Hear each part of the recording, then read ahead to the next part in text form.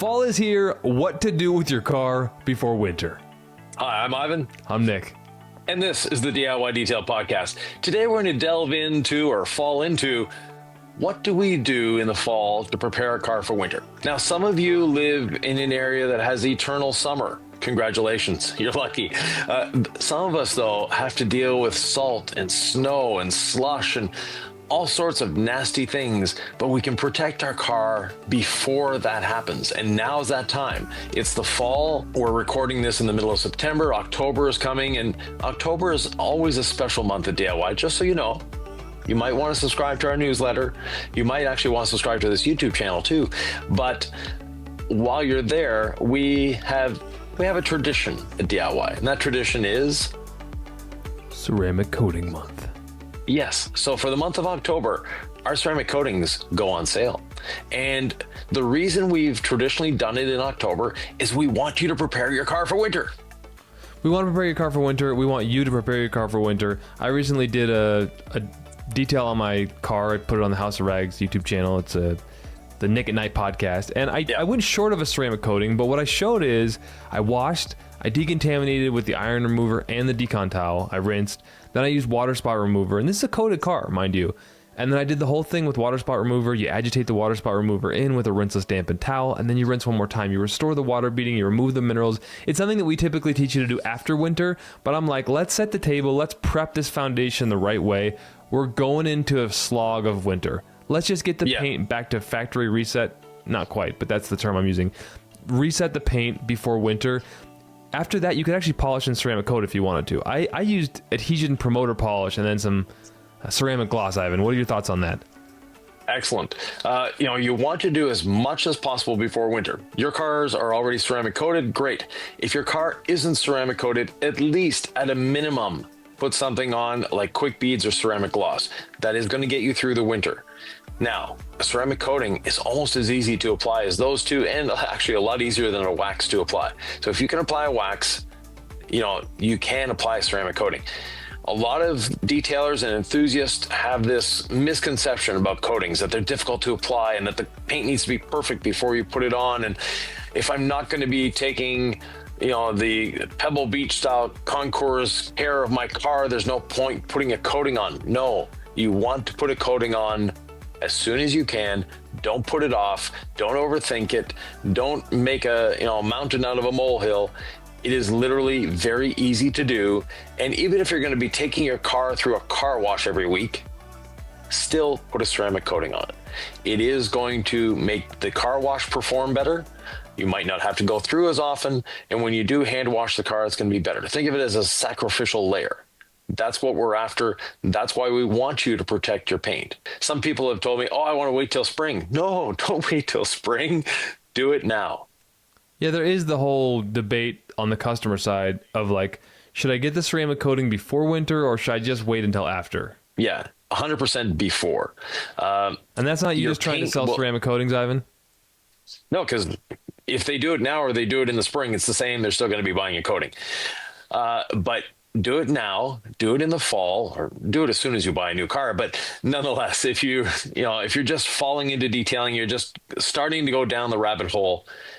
The coating rabbit hole can be a very, very deep rabbit hole. You don't need to go all the way down. It's easier than a lot of people make it out to be. It's as simple as wash, decontaminate, and apply. You don't have to polish. It's better if you do polish, but do you need to? No. Do you have to? Of course not. You just need clean, decontaminated paint to apply a coating to. Yeah, this is ultimately your car. As a detailer, like a professional detailer, I always think, well, I need to four-step the car. I need to sand and buff and polish and do all these things because it's got to be perfect. And I was like doing that for me. Actually, what you should really do as a detailer is do it for your customer. So whatever they're expecting. But as the consumer out there, what are you expecting? What does your paint look like? Are you satisfied with the results? Like, just make it as good as you want it. Like when I'm washing my car at home, I'm doing it for me. Sometimes I'm recording them, for YouTube, but it's ultimately like you're the one who matters. So if you think your paint looks good, I would even say maybe at the minimum, like adhesion promoter polish on a jeweling pad. With a cheap palm sander would be a nice kind of compromise between I'm not going to polish before I apply ceramic coating versus I'm going to get the big polisher and the whole system out. So what do you want to say about adhesion promoter polish? Is that a good product before winter? So the benefits of adhesion promoter polish, first of all, think of it as a polish light. There's not a lot of abrasive there. So you're not removing paint, you're removing dirt. It's a deep cleaning for your paint. So even though you may not be putting a coating on, you might just be putting ceramic gloss or quick beads, it is going to help there. And the adhesion promoter polish will brighten your paint and make anything that you're putting on it, even the wax, last longer. We did a Miata recently on the channel, that beautiful little black Miata that we did app before the wax, and it just made the wax glow even more. So yes, adhesion promoter polish with a palm sander and a little jeweling pad goes a long way to cleaning that paint and making it ready for any form of protection. All right, so let's transition to the inside of the car. Someone asked me recently, do you do anything with rubber seals on the doors before winter? You can, and the best product for that is not one that we sell. It is a dielectric grease. So you can go to any auto body or auto parts supplier and ask for dielectric grease, and it's basically a silicone-based grease that you very lightly spread as far as you can on your rubber seals. Back in the 80s, I had Camaros with T-tops. And T-tops were notorious for leaking. The GM fix for that was, if you're under warranty, they'd give you a small tube of it. And if you're out of warranty, they'd allow you to buy a small tube of it. Dielectric grease is it's a silicone that lightly swells the rubber and making it seal better, but also it helps prevent the door from sticking. So if you have a problem with the rubber seal sticking to the paint in the winter, it's going to help reduce that. All right, so let's transition into the interior. Best ways to prep the interior, because you might just say, I'm just going to wait till spring. It's going to get dirty. I'm going to bring all the snow and slush inside. Why not just wait till spring and do a spring cleaning then? Do a fall cleaning will make your spring cleaning a heck of a lot easier. And you should be doing a few midwinter cleanings too there are some nice sunny days in the winter. Go out there and vacuum your car. The best prevention from wear, from dirt, from staining is our interior ceramic. It's easy to apply. It's fun to work with. It does a great job. You need to clean the interior first, obviously, either rinseless wash or interior cleaning protect. Then from there, apply the interior ceramic coating just like you would the exterior ceramic coating. So use an applicator, do a small section, level it, move on to the next section. For carpets, we want you to spray it on and work it in with a brush. Let it sit there for half an hour. Spray a second round, work it in again, because you want to coat the fibers of the carpet. So the thicker your carpet, the more you're going to have to spray. If you have one of those almost like felt type carpets that we see in a lot of cars these days, you don't need to use as much. And if you have a floor mat that is like a WeatherTech style or the ones that go up the side just a little bit, they're the ones that traditionally will develop a salt ring around there. So where you see your mat end and the carpet start, you want to put a little more there. You want to make sure that you've got that very well protected so that salt ring will come off easily in the spring. Anything else you want to do on the interior that's like good winter prep? Clean your windows really well, because cold windows are a lot more difficult to clean. The other thing is, like I said, clean everything, vacuum everything, get rid of the junk, the clutter that maybe in your interior, that you've got something in your glove box that's been there for 2 years that you've never taken out of the glove box. Does it really need to be there? All that sort of thing. While you're there as well, while you're in the trunk area, if you have a spare tire, make sure it's inflated properly. Make sure your jack goes up and down and that all your components are there that you need to change your tire should you ever have to change a tire. And as far as just general, car care, Ivan, you check your tire pressure every week with like an inflator, or how do you check your tire pressure? Just as a car guy. Well, most vehicles have a TPMS system built in, so a tire pressure monitoring system, that if you scroll through your menu on your screen, you'll be able to find what your tire pressures are. That being said, a manual check once in a while isn't a bad thing. For myself, if you're in an area in Quebec, we have to have winter tires by law. If you're in an area that doesn't require winter tires, but it would be a good idea. I highly suggest you get some. The driving difference on winter tires in the winter versus an all-season tire is dramatic. It does make a really, really big difference. And it actually, in the long run, doesn't cost you any more because your summer tires won't wear out as quickly and your winter tires won't wear out as quickly. So you can now actually go out and get real performance tires for the summer if you have a performance car, and have the winter tires for the winter. That's so true. That's so true. And then it's safer when you get into those nasty snowstorms. Yes. As far as like winter prep, is it any more complicated than this? I know usually we talk on and on about things, but I mean, just a proper decon, a proper deep interior clean, interior ceramic is a really big deal. I like the idea of helping out with the door seals. I've never seen you with a shortage of things to say, Ivan. So I'm getting ready. Do I need to rust proof my, undercarriage? Like, what else is there? Yeah, rust proofing is a good thing. If you have a truck or a Jeep, something with a frame, you'll be amazed how much dirt accumulates inside that frame. So once in a while, when I had a Jeep, this is something I do every month. There are holes specifically in the frames of trucks and Jeeps for a hose. You put the hose there and just let it run, and you'll see all the mud come out of the inside of your Jeep. Even if you haven't been off-roading, it's the dust that accumulates on the road. It goes into those little cracks and crevices, the holes that they have there, and it just creates a nice layer in the bottom that holds moisture. That moisture that it's holding allows it to rust faster. So every month or two, go out there with a hose if you can and find the holes along your frame, and you can YouTube it. You'll find different ones, and just put the hose there, and don't just put it there for 30 seconds. Put it there for a couple of minutes and flush from front to back or back to front. It really doesn't matter.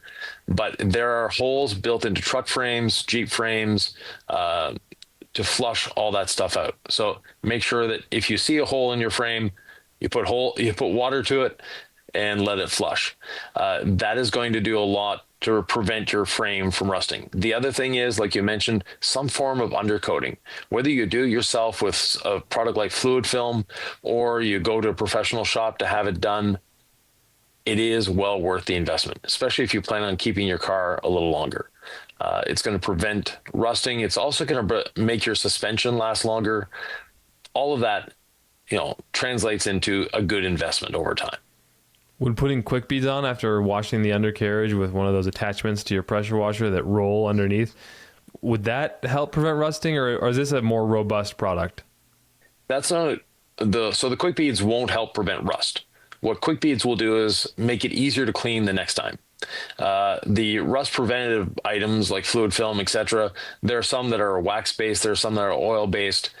They cling and they just sit there, and they allow, if it gets scratched by a branch or, an icicle or whatever, depending on what time of year, that the wax will actually reclose in on itself, sealing the frame. So definitely you want to have that. You want to do that if you can, or have it done if there's someone locally around you. The other thing is, before you go in to have your frame undercoated, or the underside of your vehicle undercoated, clean out the inside of the frame, like I mentioned, with a garden hose. Maybe do it a week beforehand. A little bit of dust that accumulates in a week is no big deal. But there are people that haven't cleaned their frame since they bought the car 5 years ago. They will be amazed at how much crud comes out of that frame. And if you're going to go through the wash in the winter, or when the weather gets a little nastier and it's like not as fun to wash your own car, do you recommend the drive-through scratch pass or the touchless wash? Either or. The touchless wash obviously has advantages in terms of not scratching your paint, but on the other hand, it doesn't always clean as well. Whichever one you get, they will generally have an undercarriage wash option. Use that option. Pay for it. It's worth it to get that salt out from underneath the vehicle. What else, Ivan? Anything else? Well, while you're, hopefully you're changing over from your summer tires to your winter tires, and little tip from, someone that does it every year, I have a separate set of wheels for my summer and winter, so I can change it myself. I don't have to have the tires mounted and dismounted. And the cost of mounting and dismounting tires every fall, spring, etc., will pay for that second set of wheels rather quickly. When you're doing that, when you're taking them off, that's the time to clean them. So if you're taking your summer wheels off, do a deep clean, get in there with iron remover, get in there with all clean and brushes, and clean the back of the spokes so that you can never get to. That way in the spring, when you go to put them on, they'll be ready to go. You won't have to, I'll have to clean the wheels before putting them on. It always comes down to prepping before. So same thing, your winter wheels, if you have winter wheels, in the spring when you took them off, hopefully you did a deep clean of them. And if you did, great. If you didn't, before putting them on, do that deep clean. And while you're there, check your brakes. If you don't know how to check your own brakes, it's very simple to do. Again, YouTube University will be great for that. But make sure that everything is there. If you are mechanically inclined, there are sliding pins on most brake calipers for disc brakes. Take those pins out, relube them, make sure your caliper is moving the way it should. It's something that will take you 15 minutes per corner to do, and will be a great investment in the longevity of your car, the safety, and just driving comfort while you're at it. Because a brake caliper that's sticking, your wheels get dirty fast. Your control is not as good, and you can generally generate some noises. Just some basics, Ivan. That's what we're here to teach. Do it yourself. Your paint's going to beat up when you get the fall storms and the winter snow. You're going to see those beads, and it's going to self-clean. And someone's going to be like, why is that car so shiny in the parking lot? And you're going to know why. Because you followed the basic steps. You decontaminated. Hopefully you ceramic coated before winter. And your paint's going to thank you come spring. Oh, yeah. Your paint's going to thank you. Also in the winter, get some glass coating, or in the fall, get some glass coating on that windshield. It's going to make winter driving a lot easier. And also, when you do have to scrape off that ice and snow, it's going to make it a lot easier for it to come off the windshield. So that's something that while you're there, coat all the windows. Again, it's going to make them easier. While you're there in the fall, change your wiper blades. Get them ready for the winter. They have winter-specific wiper blades for a reason. They work better in the winter. Just like winter tires have a different rubber composition than summer tires, the winter wiper blades have a different rubber composition as well to deal with the extreme cold.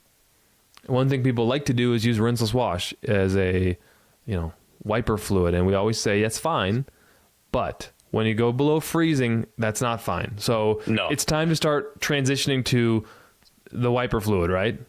Yeah, the traditional wiper fluid, rinseless wash. Again, if you're in an area of eternal summer, by all means, go for it. For those of us that do experience cold temperatures and freezing, not a good idea. So you want to flush it out of the system. And speaking of rinseless wash, in the winter, rinseless washing is just a very easy, simple way to maintain your vehicle. You don't necessarily need running water. You can fill a bucket in your bathtub with warm water, take it outside, do a quick rinseless wash. Ideally, you will have gone through a car wash first to get off the majority of it, then bring it home and do that quick little hand wash on that beautiful, there are winter days, even though I'm not a fan of winter, but there are winter days that you just want to be outside because it's beautiful, it's sunny, it's, not warm, but it's a little warmer. Then you can go out there and do that. Those are the fun days to wash the car. Well, Ivan, we're going to give him a little teaser here. It's not winter yet, but you did kind of a banger of a video. It did very well, where you actually went to one of these, you put the coins in and you wash it all down for the winter. Do you want to tease that video? Yeah, sure. It's right. Somewhere up there. I always get the wrong side. Yeah.